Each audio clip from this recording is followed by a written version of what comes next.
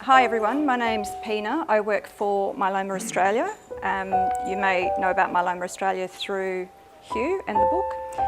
Firstly, I'd like to welcome you all here today and thank you for your attendance. I know it means a lot to Hugh and it means a lot to us to have you all here to share in this experience. So just to let you know a little bit about Myeloma Australia. Myeloma Australia, or the Myeloma Foundation of Australia Incorporated as it used to be known, is the only myeloma-specific organisation in Australia dedicated to services and patient care. We do support, education, information and research to everyone affected by myeloma, and that's not just the patient, that's also their families, friends and carers. Because as you know, when you have cancer or when someone in your family has cancer, it doesn't affect just the patient, it affects everybody around them.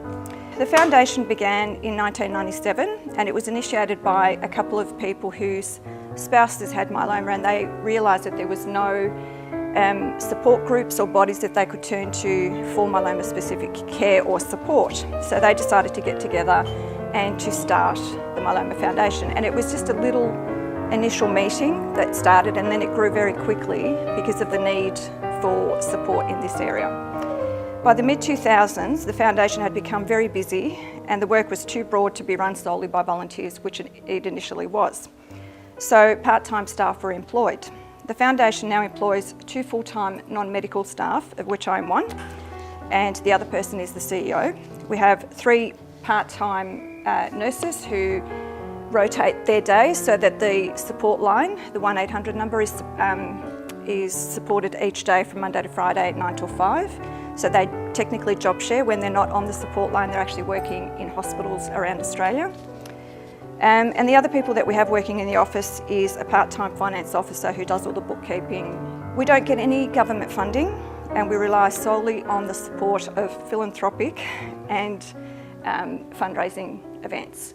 So we do a lot of work for a very small organisation, and we broad in the sense that we support families across the country, not just in Melbourne. So we have nurses in Melbourne, New South Wales and South Australia, but we are trying to set up support groups in Western Australia and Brisbane and other areas, and that includes Tasmania eventually as well. We support the myeloma community through our toll-free support line, support groups, seminars and workshops, and we have a medical and scientific advisory group as well who is linked to us, and they meet twice a year to do research, and then we are linked to them in the sense that we advocate for patient rights and for medication to be pushed through to the PBS. So that's a little bit about what we do and who we are. In regards to Hugh, he approached us last year with an idea about this book, which we thought was a great idea, and I've read not all the book, but I've read most of it, and it's beautifully written for someone going through such an ordeal.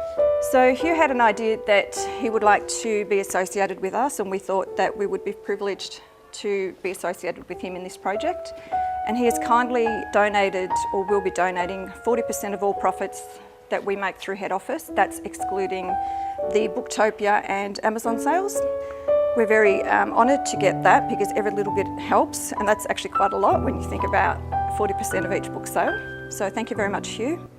So again, thank you for coming, Professor Friedman. He's recently retired from the chair in English at La Trobe University. He's currently engaged in community-based research into the use of life writing in palliative care context, and he's also the author of many books, some of which include Threads of Life, Autobiography and the Will, Shadow of Doubt, My Father and Myself, This Crazy Thing, A Life, Australian Jewish Autobiography. In 1996, Professor Friedman established the La Trobe Unit for Studies in Biography and Autobiography. I'd like to introduce Richard Friedman. Well, ladies and gentlemen, early in this book, Hugh Kiernan describes himself as, quote, an anonymous chronicler of the impact of illness on identity, unquote. And let me tell you that if this book receives anything like the praise and prominence it deserves, Kiernan's anonymity is at an end. It's a very fine book. It's a superlative example of what's sometimes called illness memoir. I reckon it's one of the finest to have appeared in Australia. And indeed, it does have a profound and distinctive focus on the ways in which life-threatening illness can threaten, amend, or transform an ill person's sense of personal identity. That's the core of it, and it's announced in the subtitle. I think that Hugh rightly uses the term identity to mean something like the narrative of who I am that we all carry around in our heads. These narratives, or stories as Hugh calls them, are an enormously important aspect of a broader psychological and physical entity we call the self. They're not the self in its entirety, but the stories we have about who we are a hugely important aspect of being a self, of having a self. Identity stories can live in our conscious minds as descriptions we give to ourselves or indeed to others of who we are and how we came to be who we are. For example, I'm a successful middle-aged businessman. I can assure you this isn't me. I'm a successful middle-aged businessman, father of three, not a ratbag but not a saint either, who came through a tough childhood to make a reasonable go of life. That's an identity story, consciously held, which that man can tell himself and can tell other people. But these stories often have deep roots in our unconscious minds as well, where layers of personal experience and a great accumulation of cultural and other stories build up, form layers, and can have a huge impact on how it feels to be me or how it feels to be you, and how we understand ourselves as individuals. Now, for reasons I'll come back to in a minute, this unconscious level is fundamental to the identity story, the impact of illness on identity that Hugh tells in this book. One of the many virtues of this book is that its first chapter explains to the reader where the narrative sits within the broader field of illness memoir, because there are many, many illness memoirs out there now, and they vary a good deal in a great many respects. It's in this first chapter that Hugh announces his focus on identity, that I've already mentioned. It's also here that he unveils another of his central concerns, namely the important part that metaphors can play in the writing of illness experience, and I'll come back to that. It's here too that he alludes to the notion of the remission society, a notion coined by the Canadian sociologist, memoirist, and scholar of illness narrative, Arthur Frank. Frank observed, and it's a crucial observation, that modern medicine is providing many with what is in effect a new life phase, namely the phase of remission. In other words, modern medicine allows many people who would in earlier times have died according to the organic timelines of their illness to receive a further lease of life. And many of us will know, or perhaps some of us even are currently enjoying that particular life phase, not least our author, who has been living with multiple myeloma for 8 to 9 years, something of that order. And so Hugh is writing in this book what we might call remission narrative, a form of illness memoir that ranges widely across remission experience, including such aspects as the shock of initial diagnosis when someone is told they're life-threateningly ill, the physical distress not only of the illness but often of the treatment for the illness, learning to live with an illness that may have a curtailing effect on personal activity, but also a curtailing effect on the confidence that that person can have in their body. When might my body fail me again? When might this thing blow up again and bring down the final curtain? So uncertainty, as well as, of course, gratitude and pleasure, are very much parts of this remission experience. And there are certain patterns of personal change that you tend to see described in remission experience. Some of them negative in the sense that some people get very demoralised, very worn down by the uncertainty, very frustrated by the curtailment of their capacities. But in other cases, like the one we're discussing today, there is a very profound pattern of personal evolution and growth through this remission phase. Now, Love Letters from Transylvania, and what a great title, is a work of enormous stylistic power, subtlety and accomplishment. Hugh has a strikingly distinctive narrative voice on the page. We talk about some actors having stage presence. A memoirist like Hugh has page presence, radiates up off the page. It'll get you between the eyes, I promise you, or your money back. His style can be incredibly direct, as when, during his first bout in hospital, he wonders, quote, "What the hell just happened to my life?" unquote. He has a particular mastery of language rhythms that echo life-threatening illnesses' interruption of the customary rhythm and flow of a person's ordinary life. His prose is very expert at capturing a certain step-by-step, moment-to-moment rhythm of living that replaces the customary flow, at least for a while, and the wary, self-protective attentiveness that can be a feature of early, still fatigued stages of recovery from treatment.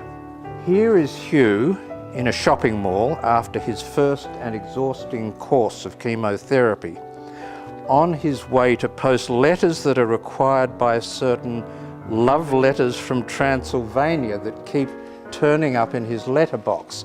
And I'm not going to tell you, dear reader, what these love letters are, but I'm going to let you find that out for yourself in due course when you read the book. Let me quote a passage, though, from the shopping mall. "Keep going, full stop." And I'm going to give you the punctuation. This is a bonus. "I do not have to do anything except to get to the post office at the other end, full stop. This is all I'm doing today, full stop. And I can do it if I put one foot in front of the other, full stop. Let life flow around me and make me feel better, full stop. Just stop doing, full stop, what, full stop, people, full stop, do." These are literally the first steps of one just starting to rejoin the land of the living. So exhausting and halting is the experience that the language has to be stripped back to simple short phrases and even to one-word sentences in order to express the scale of depletion that he's feeling at the moment as a result of the chemotherapy. Now, I might add here that Hugh and I share a love of football, in particular of its cliches. And after Hugh had his stem cell transplant, I sent him an email saying, "Well, how are you going?" And he said, "I'm taking it one stem cell at a time." You will know about the footballing cliche, 1 week at a time. So that's the resident wit. Anyway, the early steps in the mall are steps in the right direction, and even in this quite devastating passage, we see an upward narrative trajectory that in subtle and intermittent ways becomes the shape of the unfolding story. This upward curve is only partly a matter of physical survival and improving physical health. And indeed, I think it's very important to say that it's not really that physical survival that is Hugh's central topic in this book. His central interest, I reckon, lies in the psychological and spiritual opportunities that physical survival, the state of remission, now present to him as an individual. Love Letters from Transylvania affirms an adage that often surfaces one way or another in illness memoir, namely that life-threatening illness can be an opportunity, not just or not even a blight. In other words, there's a whole other way of looking at illness if the person can embrace it in a certain way. Consider this passage about the way he is learning to live after treatment. Quote, I'm getting better at finding silence. I often spend the weekend not saying a single word. Melanie might be away visiting her grandchildren, so I cook, read, write and listen. I play music. And when it's quiet enough, I realize how much I need my illness in order to live. There is no perversity in that. It's just that friends have taught me to see the value of silence. I can sit and listen to it and know that soon enough my energy will start to flow, extending me into new experiences of sharing and loving. Lovely passage.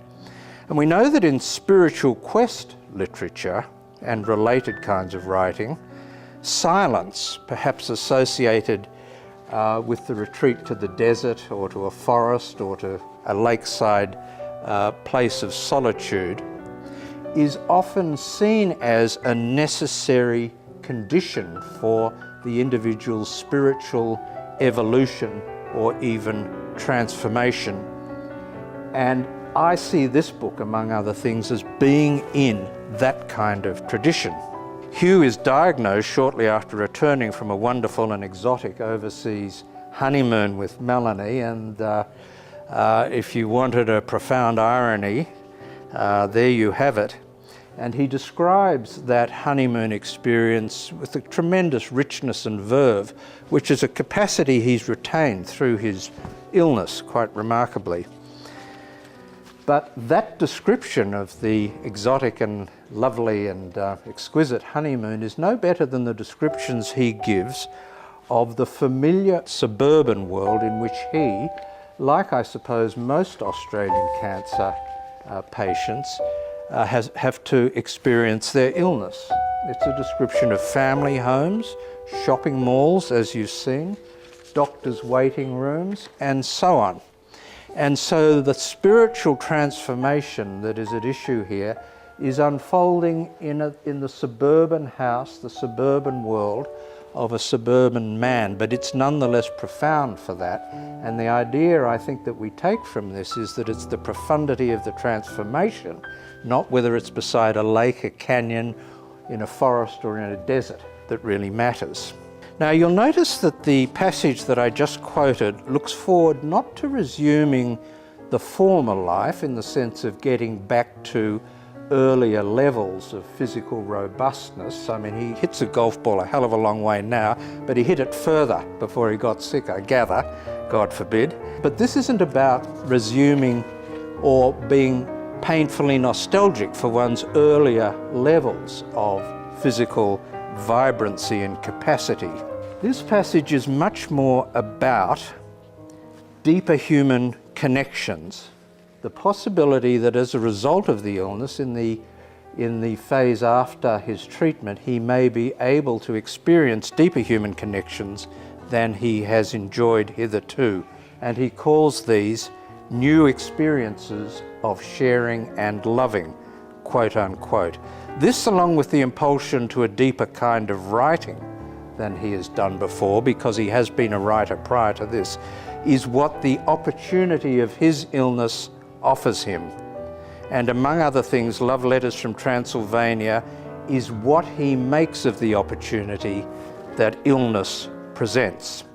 The passage I've just quoted employs Kiernan's trademark short declarative sentences. But listen to how, after a series of short sentences, as in that earlier piece I read, the prose opens out into something more relaxed, more poetic, more expansive, flowing, more inclusive. Quote, "I can sit and listen to it and know that soon enough my energy will start to flow, extending me into new experiences of sharing and loving." The prose here is beautifully shaped to usher us into that world of deeper connection and to reveal to us the full meaning of one of the great lines in this beautifully written book, quote, "And when it's quiet, I realize how much I need my illness in order to live." I don't know of a greater line than that in any illness memoir. And what this stunning line refers to is not just to surviving, but living in the richest sense of human flourishing, living with a fullness that he hasn't experienced hitherto, but which is now available to him if he can embrace the illness experience in certain ways. This takes us close to the heart of the spiritual transition that makes this not just an illness memoir, but a spiritual quest narrative as well. I'm pulling out one of my old academic labels here, but it's important in this context. This transition that happens in this book has many strands, but one of these concerns the identity of a man like Hugh as an Australian male, and how absolutely appropriate that we're looking out on Fitzroy's old battleground here. Now, it's my melancholy duty to tell you that Hugh is a Collingwood supporter. Don't clap. If ever there were an indication that a man's identity had become ensnared in the generic toils of Australian masculinity, it's that affiliation, and it's the one very profound criticism I have of this man and a writer. There are several key references in the narrative to sport and implicitly to the part it plays in shaping the identity of many Australian men. There's the thrill of seeing Hugh's hero Tiger Woods close up. There's an outrageous scene in which Hugh dashes onto the MCG during a Boxing Day test and nicks the bail. And the then Australian captain, Bobby Simpson, says, "Lou," who's the umpire, "he's got it." And he's taken off into the stands, and you can find out what happens after that. Then there are moments that go deeper into the complex world of Australian masculinity.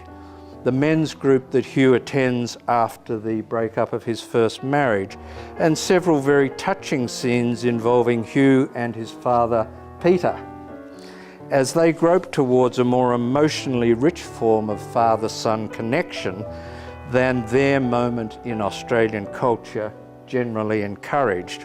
So the impact of illness on Hugh's sense of personal identity partly involves this process of inner development, of becoming a man who learns to transcend what he sees, rightly or wrongly, as some of his earlier emotional limitations.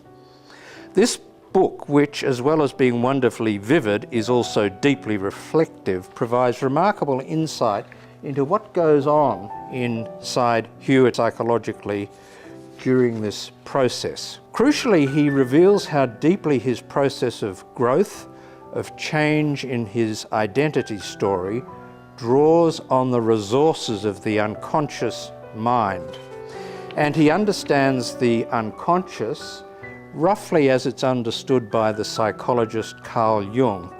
That is, among other things, the unconscious is a repository of stories, of archetypes, and so on, whose elements can, if allowed and encouraged to filter up into the conscious mind, have a profoundly healing effect on the individual concerned.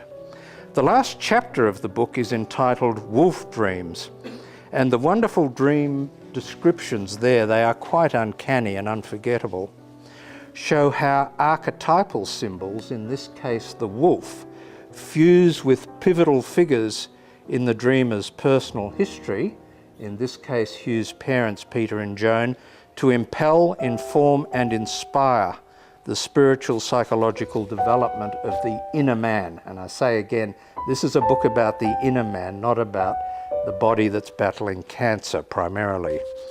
And this development enriches and can even transform that sense of personal identity, is described marvellously again in this late passage where he describes one of these dreams. In hospital, I dreamed of a pair of wolves. Unlike any dream images that I could recall, these wolves did not disappear the next day. They stuck around and began tracking my life from the shadows at some upper border of memory. Fantastic piece of phrasing. And they stared back at me. I knew one day I would need to acknowledge their presence. That acknowledgement would require both personal changes in him and the writing of this book. So the two things are intimately connected, the inner change and the writing process. And Kiernan was convinced from early on that the key to writing his illness experience would lie in the use of metaphor. And here again, the wit in Kiernan is rather to the fore. Some of you will know that in Jane Austen's Pride and Prejudice, there is a famous ironic line, "It is a truth universally acknowledged that a single man in possession of a good fortune must be in want of a wife." And Kiernan rephrases this as follows: "A cancerous man in possession of a future must be in want of a metaphor." And he really means it. It's a great line, but he really means it. In the first contextualising chapter that I mentioned early, he offers us a refutation, and I'm coming to the end, he offers us a refutation of the critic Susan Sontag's famous assertion that illness memoir should be written free of metaphors. Basically, she says, don't call cancer cells deadly assassins, just call them cancer cells and bloody well treat them.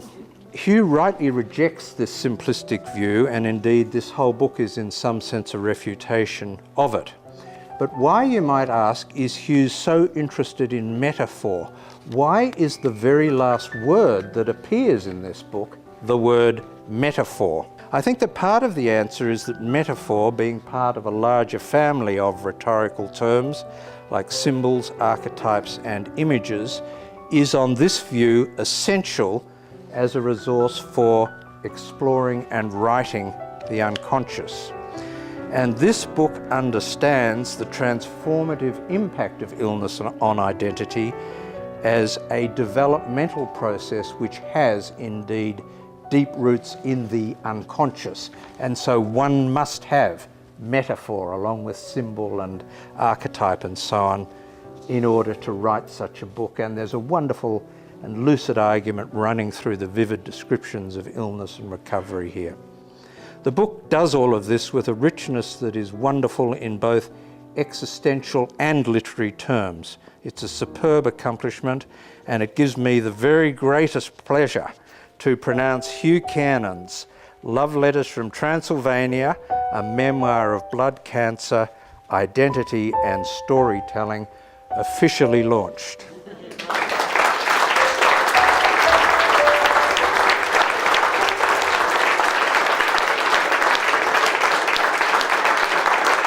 As you are all aware, we are here for the launch today, and once Hugh has finished, we'll be selling copies of the book up the front here, and Hugh will be more than happy to sign them for you. So feel free to come and purchase and have them signed. And now I am very pleased to announce Hugh. Thanks so much, Dick. It was really wonderful.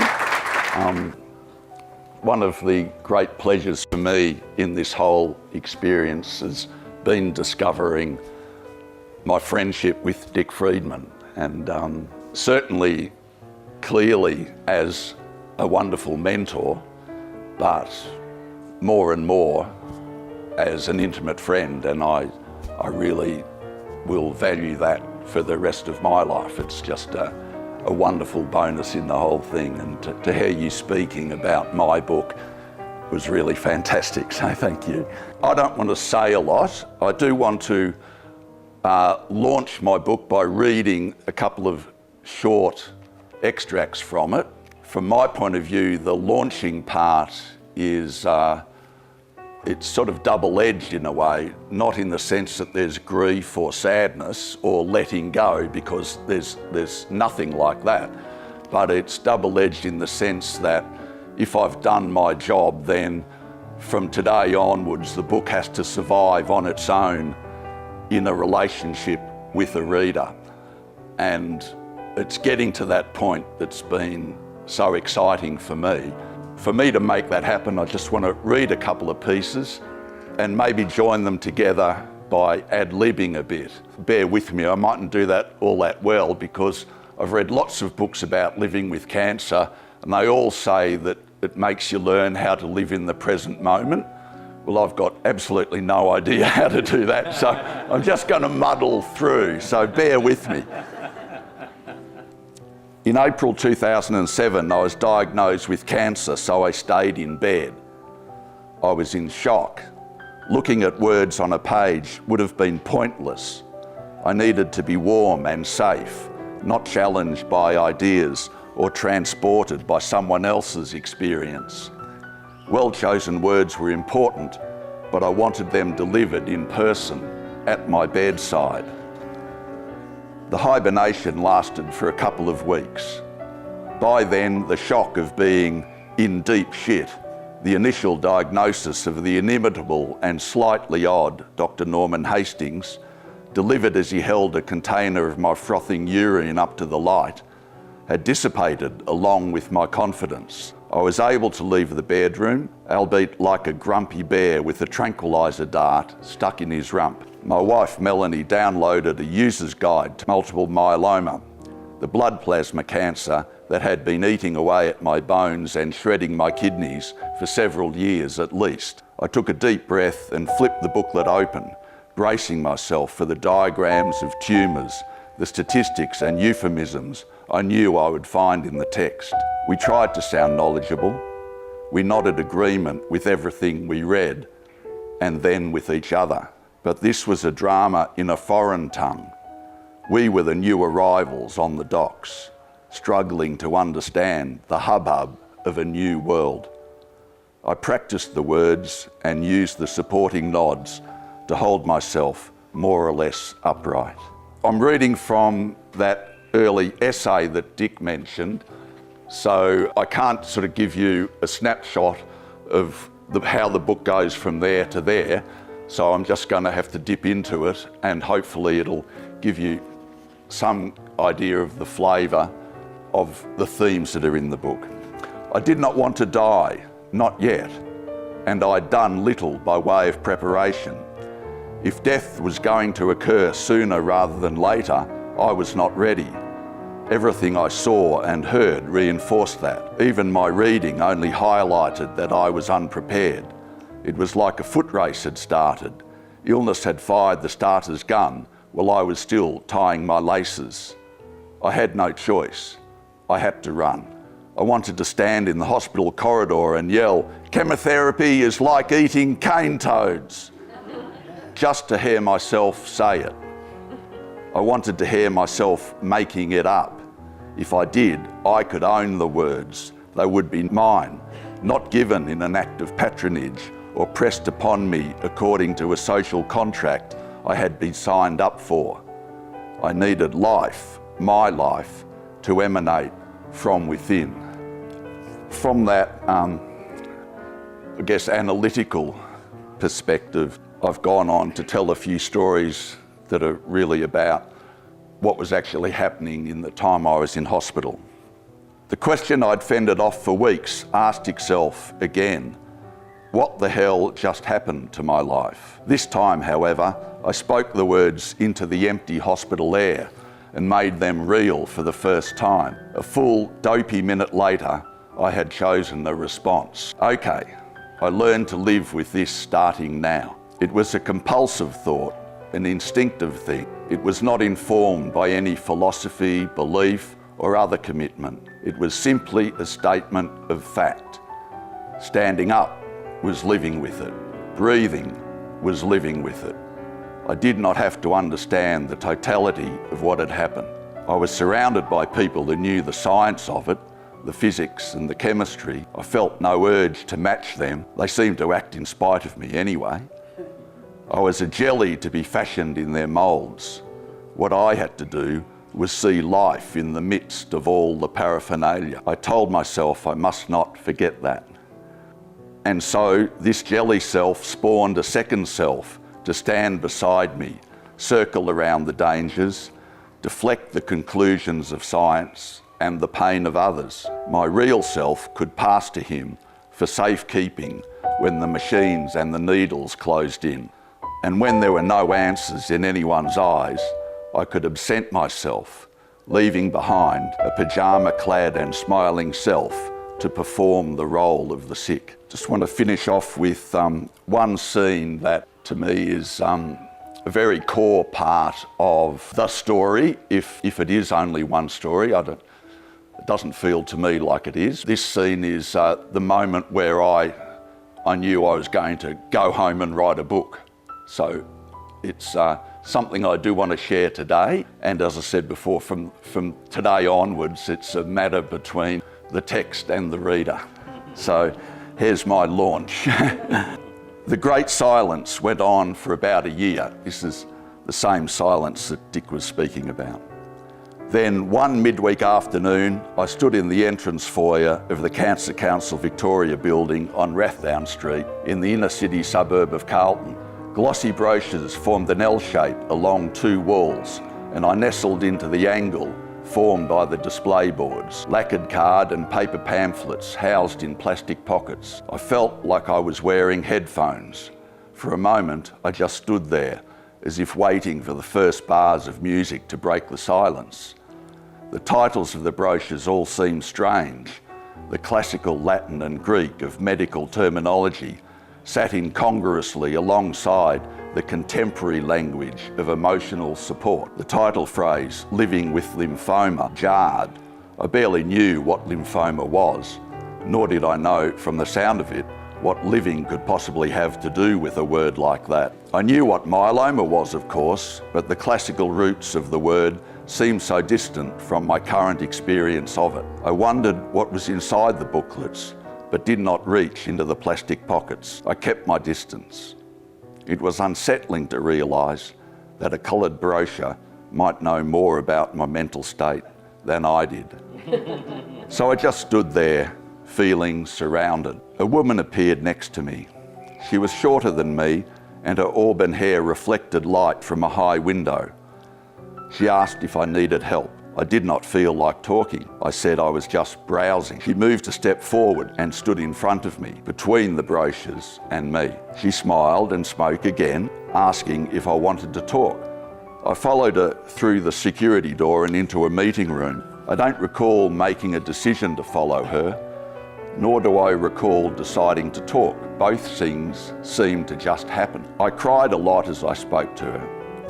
I tried to describe the confusion, the emptiness that went with being told I was no longer wanted at the hospital. I'd received a phone call from the day ward telling me not to come anymore. I knew I was in remission, but had been continuing chemo cycles as a maintenance therapy. There had been no meeting, no debriefing to mark the cessation of treatment. Life changed in an instant. Again, I felt the jolt, but I didn't know what had shaken me. After that phone call, each time I walked past the hospital entrance near my home, I wanted to surge through the front door saying, "Have me back, please, I can't make it out there." In a sparse meeting room on Rathdown Street, I told the nurse that mostly I felt like the character Brooks Hatlin in the movie The Shawshank Redemption. A long-serving convict, Brooks is released but struggles to make a new life outside prison. Nothing is familiar. Routines are gone. Freedom is scary. It is all too much and he takes his own life. I never reached that level of despair, though I did wonder how Stephen King knew what was happening to me. These were new feelings. I felt betrayed. The entire health profession had packed up its stethoscopes, drip lines, scanners and needles, patted me on the head and disappeared, leaving me to work the rest of it out for myself. My belongings returned at the outer gate, but when I looked inside the cardboard box, it was full of unfamiliar things. I was unable to rejoin life as it had been, and I had no images of the future to sustain me. I was passive, powerless. The energy that should have been mine was busy grappling with something beneath the surface. The cancer nurse listened, nodding and smiling agreement with everything I said. She passed a pamphlet to me. It was an invitation to a forum on life as a cancer survivor. The curtain slid along its tracks again. This time, though, there were no smiling surgeons standing there. What I saw looked like an authentic portrait of myself. I wanted to talk to this person. I began to name the chaos, the emptiness for what it was. Brooks Hatlin's strandedness had stirred something deep in my stomach, in amongst the disappointments, the old victories, the fears, the divorce, the parenting and the love, the chipped stone of past lives. I began to sense I was alive and in the present. I felt real. I had a future. She kept listening. My voice resonated for the first time in months. I walked back through the foyer, past the Latin and Greek of the brochures, past where the nurse had intuitively interrupted my silence an hour earlier. Outside the building, I stopped and looked up Rathdown Street. A version of me is still there, silent, squinting into the afternoon sun, refusing to look away. My glance follows the road as if it were the future. I had been waiting for the right time, and it had arrived. Unlike poor old Brooks Hatland, it was time for me to bring death to life. Thank you all for coming.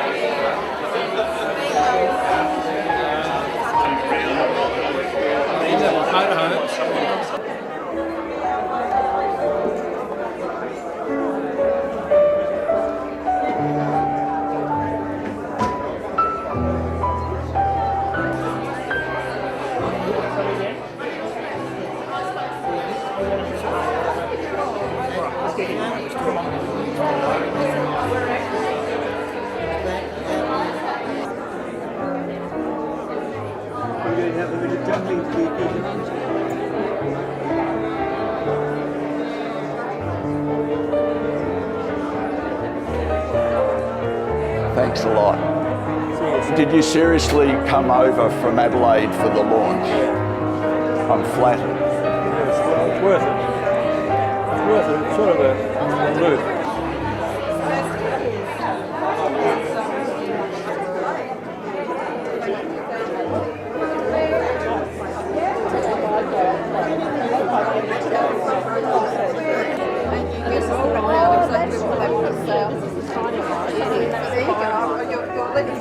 Thanks, Ian. Cheers. Good on you. Fantastic. Great. Thank you.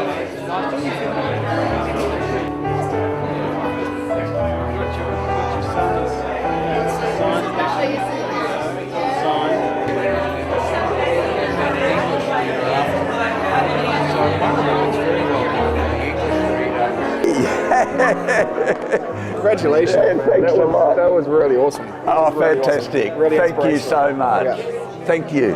Oh, wow. Put all 4 names in? Yeah, righto. Yeah.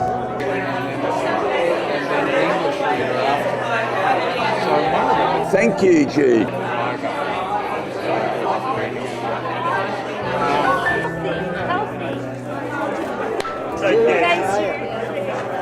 Hey, thanks. Good to hear you too. Yeah, great. Good to hear you. Good, Hey? good. Yeah. Sign you say. I am indeed.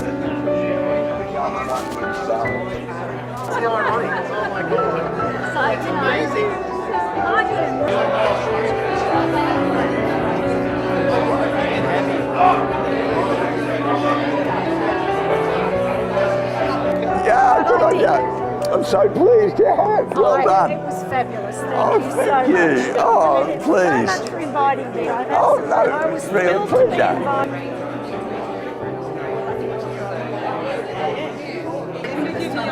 How did you? Which was wonderful, Oh, inspiring, good. and Oh, really? learned a lot of things. Yeah, well, a lot of things I can I relate know. Thank you. Hope to see you again soon. Yeah, thanks, Leanne. Thank you, Alex. So glad you came. Thank you.